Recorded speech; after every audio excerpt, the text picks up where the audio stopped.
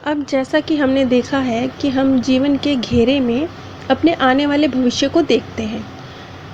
लेकिन जो भी भविष्य हम देखते हैं, हमारे कर्म जो भी हम स्वतंत्र कर्म हमारा हमारे साथ है, हम जो भी फ़ैसला लेंगे अपने जीवन की किसी भी घटनाक्रम में, वो अलग-अलग संभावनाएँ पैदा करेगा।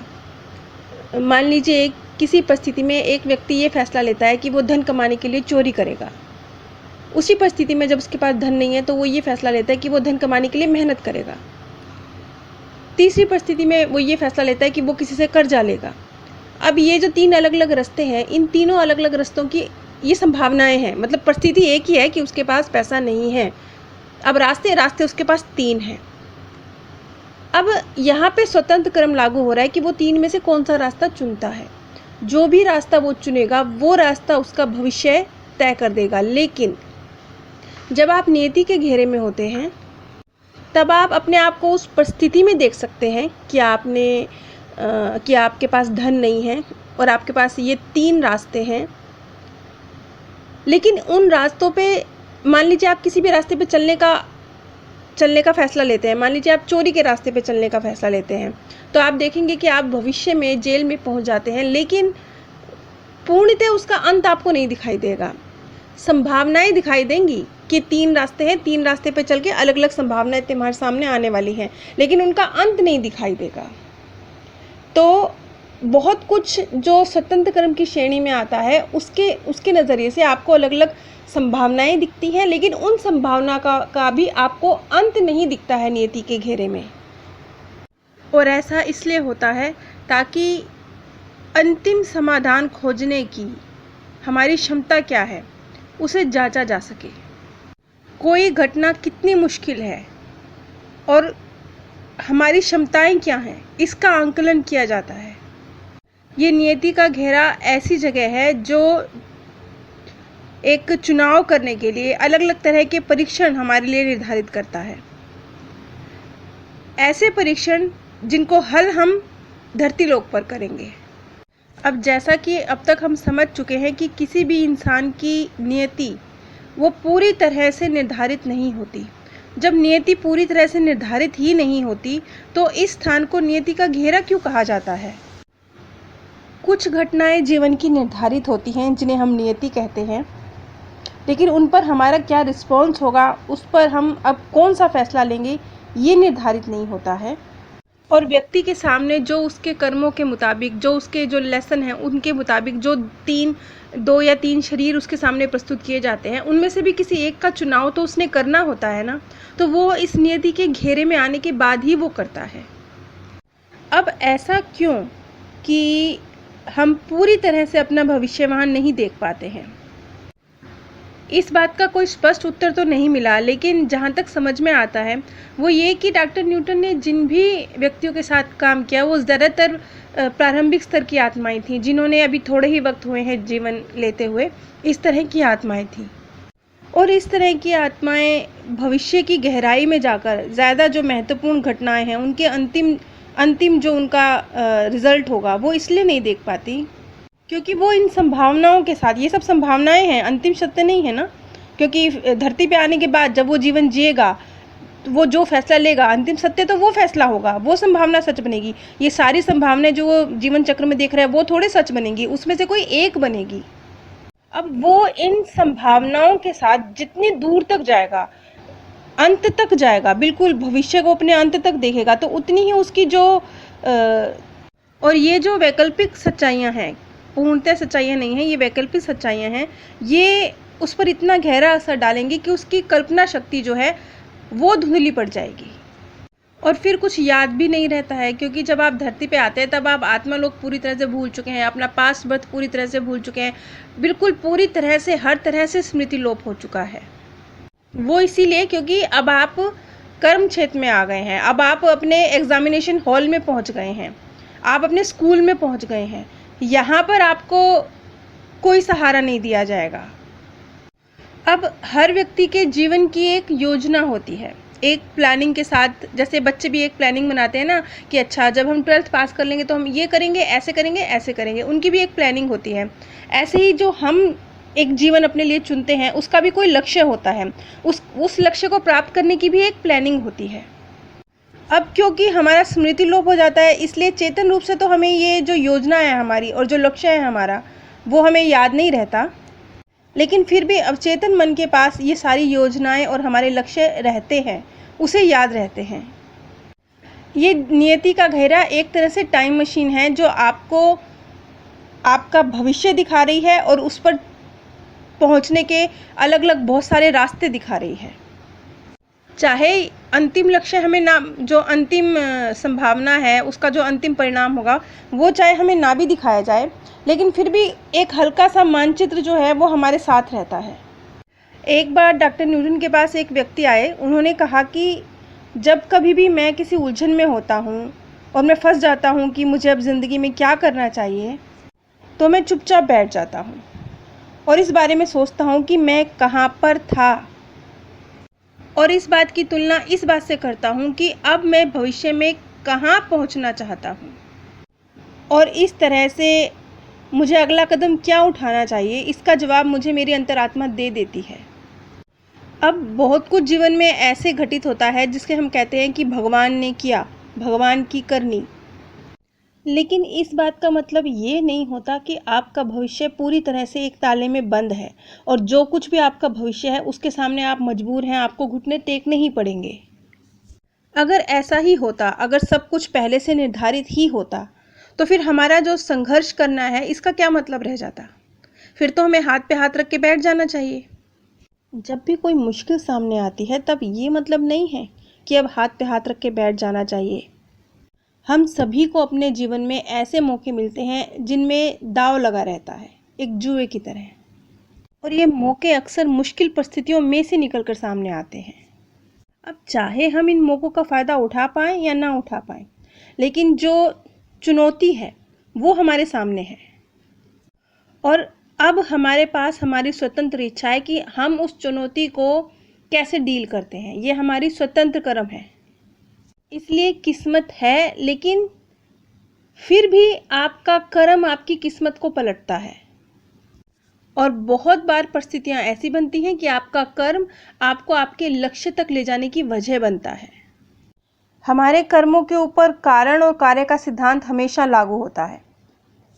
अब जैसे कि एक केस आया डॉक्टर न्यूटन के सामने, जिसने नियति के घेरे में खुद को एक संगीतकार के रूप में देखा, क्योंकि उसके मन में बहुत गहरी एक इच्छा थी, ख्याति प्राप्त करने की इच्छा, संगीत की कला में निपुण होने की इच्छा।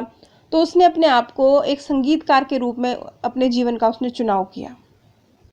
अब वो जो व्यक्ति जिसने अपने लिए एक संगीतकार का जीवन का चुनाव किया, वो एक प्रारंभिक स्तर की आत्मा थी, वो कोई बहुत उच्च स्तरीय आत्मा नहीं थी, क्योंकि जितनी ऊंची विकसित आत्माएं होती हैं वो इस तरीके से अपने छोटे छोटे व्यक्तिगत फायदों को देखकर जीवन का चुनाव नहीं करती हैं।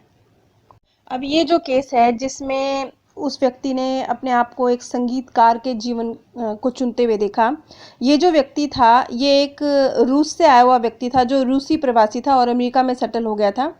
इसकी मृत्यु 1898 में 22 साल की उम्र में न्यूयॉर्क में हो गई थी, एक रेल हादसे के दौरान। और 1937 में इसका रीबर्थ हुआ। और उसने अपने लिए एक संगीतकार के जीवन का चुनाव क्यों किया? क्योंकि उसने कहा कि वो न्यूयॉर्क की गलियों में आइसक्रीम बेचा करता था। जब वो अपने पहले जीवन में जो 22 वर्ष की आयु में उसकी मृत्यु हो गई, वो न्यूयॉर्क की गलियों में आइसक्रीम बेचा करता था और अक्सर वो एक संगीत हॉल के पास से गुजरा करता था। और तभी अपने उसी जीवन में उसने ये फैसला लिया था कि वो भी ऐसे ही एक दिन संगीतकार बनेगा और इस न्यूयॉर्क शहर में बहुत नाम कमाएगा। लेकिन अफसोस ऐसा कुछ नहीं हुआ, इससे बहुत पहले ही छोटी सी उम्र में उसकी मृत्यु हो गई। अब जब वो नियति के घेरे का उसने एक्सपीरियंस किया, तो उससे पहले जो उसकी मृत्यु हुई थी एक रेल हादसे में, उस मृत्यु को भी, यानी उसकी इतनी ही छोटी आयु होनी है, इस चीज़ को भी उसने अपने जीवन चक्र में देखा था। और अब उसकी इच्छा है कि जहाँ पर उसका अंत हुआ, जिस चाहत के साथ उसका अंत हुआ, अब वो उसी के साथ अपनी आगे की शुरुआत करे। न्यूयॉर्क शहर में उसका अंत हुआ एक संगीतकार बनने की चाहत के साथ, वहीं से उसकी शुरुआत हो, न्यूयॉर्क शहर में ही उसका जन्म हो और वो संगीतकार बने। अब इसका मतलब ये नहीं है कि आपको जो स्थान पसंद है उस स्थान पर ही आपका जन्म होगा, नहीं। आपको जो देह उपलब्ध कराई जाती हैं आपके कर्मों के मुताबिक, 2 या 3 या 4 जितनी भी आपको शरीर उपलब्ध कराए गए हैं, वो शरीर जिन स्थानों पर उपलब्ध हैं वहीं पर आप जन्म ले सकते हैं।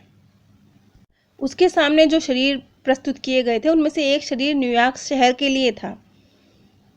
तो उससे डॉक्टर न्यूटन ने ये भी पूछा कि ये इच्छा तो तुम पेरिस जैसे किसी शहर में रहकर भी पूरी कर सकते थे। तो उसने कहा पेरिस में मेरे लिए कोई शरीर उपलब्ध था ही नहीं, लेकिन न्यूयॉर्क एक ऐसी जगह थी जहाँ पर मेरी जो संगीतकार बनने की इच्छा है, जो संगीत सीखने की इच्छा है, उसके लिए बहुत सारी अपॉर्चुनिटीज़ मेरे सामने थी वहाँ पर न्यूयॉर्क शहर में। अब नियति के घेरे में जो शुरुआत हुई थी, जब उससे पूछा गया कि शुरुआत में तुम्हारी शुरुआत किस तरीके से हुई, तो उसने कहा कि शुरुआत मेरी स्थानों से हुई, कि मेरे सामने ये स्थान प्रस्तुत किए गए, तो शुरुआत मेरी स्थानों से हुई कि मैं किस स्थान पर जन्म लेना चाहता हूँ। अब नियति के घेरे में वो जो अपने आप को देख रहा है न्यूयॉर्क शहर में, तो वो किस तरीके से अपने आप को देख रहा है। उसने अपने आप को न्यूयॉर्क की गलियों में देखा, जहाँ वो पहले आइसक्रीम बेचा करता था, उन गलियों में उसने अपने आप को देखा और उसने कहा कि मैं ज़्यादा कुछ नहीं कर रहा हूँ, मैं कुछ नहीं कर रहा हूँ, मैं सिर्फ ऐसे जैसे मैं चारों तरफ तैर रहा हूँ, रेस्टोरेंट के आसपास तैर रहा हूँ, न्यूयॉर्क के रेस्टोरेंट देख रहा हूँ, खाने की सुगंध आ रही है, मुझे कारों की हॉर्न की आवाज़ें सुनाई दे रही हैं, मैं उन दुकानों के पास से गुजर रहा हूँ और यहाँ होने का एहसास मुझे एक बार फिर हो रहा है। वो पहले भी वहाँ उन्हीं गलियों में वक्त गुजार चुका है, तो उसे लग रहा है जैसे वो फिर से उन्हीं गलियों में पहुँच गया है। ये नियति के घेरे की बात हो रही है। वो नियति के घेरे में अपना जीवन किस तरीके से देख रहा है, ये वो दिखाया जा रहा है। सिर्फ इतना ही नहीं, वो न्यूयॉर्क शहर में जो उस समय व्यक्ति क्रॉस कर रहे हैं, उनके मनों की क्या स्थिति है, वो उनके मनों में भी प्रवेश करके उसे देख सकता है, महसूस कर सकता है, लेकिन अभी तक उसने किसी के मन में प्रवेश नहीं किया है। अब उस व्यक्ति के सामने अलग अलग शरीर आए थे। एक शरीर उसे लॉस एंजलिस में भी मिल रहा था, एक ओस्लो में भी मिल रहा था, एक बोनस में भी मिल रहा था। अलग अलग शहरों में उसके सामने शरीर के ऑप्शन थे, लेकिन उसने अपने लिए न्यूयॉर्क शहर वाला शरीर चुना। उसने उसी नियति के घेरे में जो संगीत हॉल थे उनमें प्रवेश किया, लोगों को, बच्चों को संगीत सीखते हुए वो देख रहा था। वो ऐसे था जैसे उसने कहा कि बच्चे, स्टूडेंट बैठे हुए हैं, मैं उनके चारों तरफ तैर सा रहा हूँ और सब कुछ देख रहा हूँ कि किस तरीके से क्या संगीत सिखाया जा रहा है। और इससे भी आगे बढ़कर उसने कुछ स्टूडेंट के मस्तिष्क में भी घुसकर देखा कि वो संगीत को किस तरीके से ऑब्जर्व कर रहे हैं, किस तरीके से धुनें बना रहे हैं, उनका रूपांतरण कर रहे हैं। जैसे मैंने बताया था कि इस व्यक्ति का जन्म, रीबर्थ जो न्यूयॉर्क शहर में हुआ, वो 1937 में हुआ, और इस समय जो वो नियति के घेरे में अपने आप को देख रहा था एक संगीत सीखते हुए, वो 1956 का वक्त देख रहा था, यानी जब वो लगभग 18-19 साल का होगा, वो वक्त वो देख रहा था। अब ये जो नियति का घेरा है, उसके पास जो अलग अलग शरीर उपलब्ध हैं, जिसमें से उसने अपने लिए एक न्यूयॉर्क वाला शरीर चुना है, लेकिन नियति के घेरे में उसे मौका मिल रहा है कि उसके लिए जो और भी जो दूसरे शहरों में, लॉस एंजलिस में, बोनस में, ओलास्को में जो शरीर उसके लिए निर्धारित किए गए हैं, वो उनमें भी उनको भी जान सकता है। लेकिन वो उसका दृढ़ निश्चय है कि नहीं, मैंने तो न्यूयॉर्क में ही पैदा होना है, यहीं के शरीर के लिए मैं उपयुक्त हूँ। अब डॉक्टर न्यूटन ने यहाँ उसे थोड़ा और कुरेदा। उन्होंने कहा कि अगर तुम्हें न्यूयॉर्क में ही रहना है, तो तुम, जैसे तुम्हारे लिए एक ओलास्को में भी तुम्हारे लिए एक शरीर उपलब्ध है, तो अगर तुम ओलास्को में एक अपना लिए शरीर चुनते हो, वहाँ से भी तो तुम संगीत सीखने के लिए न्यूयॉर्क शहर में आ सकते हो। तो तुम एक संगीत सीखने वाले विद्यार्थी के रूप में न्यूयॉर्क को ही क्यों प्रेफर कर रहे हो? तुम ओलास्को में रहकर भी तो संगीत सीख सकते हो।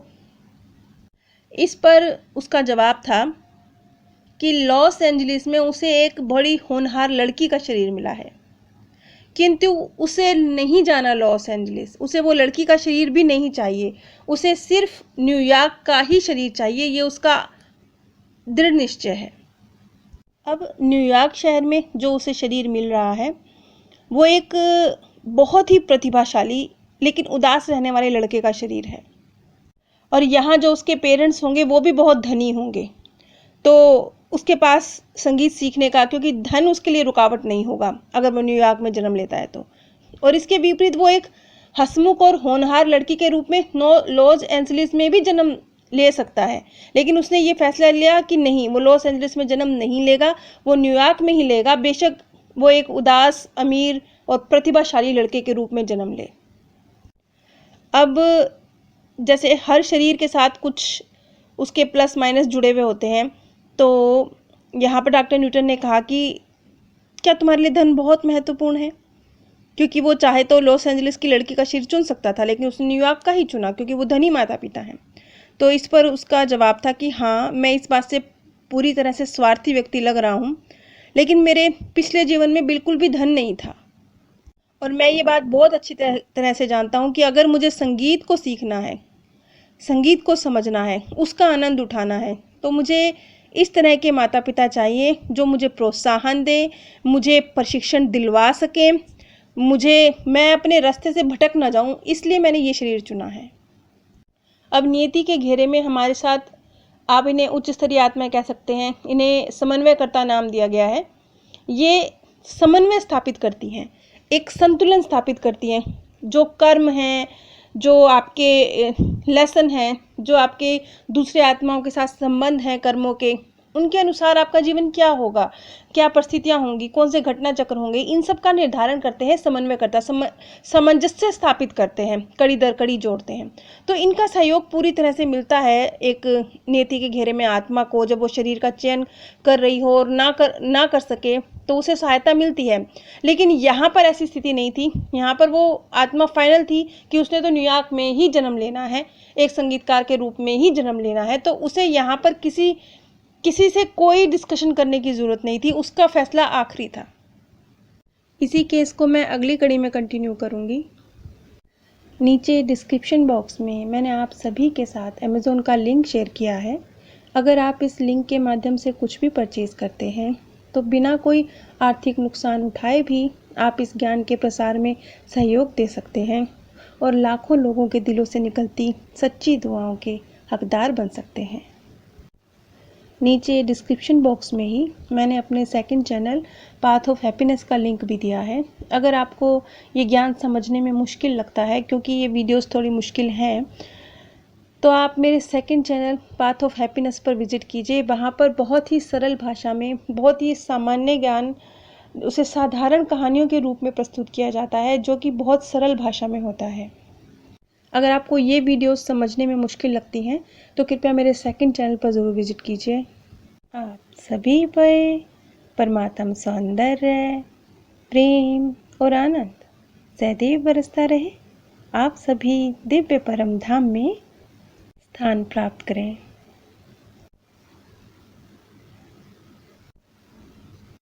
अब जैसा कि हमने देखा है कि हम जीवन के घेरे में अपने आने वाले भविष्य को देखते हैं, लेकिन